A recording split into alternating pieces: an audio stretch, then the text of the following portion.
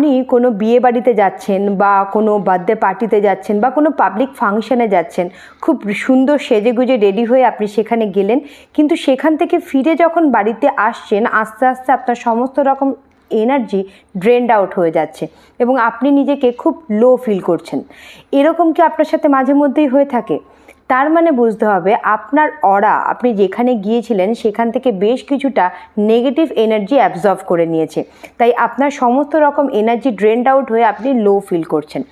এর থেকে বাঁচার একটা সহজ সরল উপায় হলো, আপনি যখন বাইরে থেকে বাড়ি আসবেন আপনার পায়ে পড়া জুতো বা স্লিপার্সটাকে বাইরে রেখে আপনি সবার আগে স্নানে ঢুকে যাবেন এবং স্নান করার আগে আপনি একটু কফি পাউডার নেবেন এবং সেই কফি পাউডার দিয়ে সারাটা বডি আপনি ভালো করে রাব করবেন বা স্ক্রাব করবেন।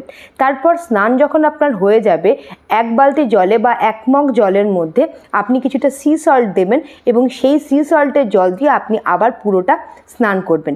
দেখবেন এইভাবে আপনার অরা পুরোটা ক্লিন হয়ে গেছে এবং আপনি আপনার এনার্জি আবার পুনরায় ফিরে পেয়েছেন।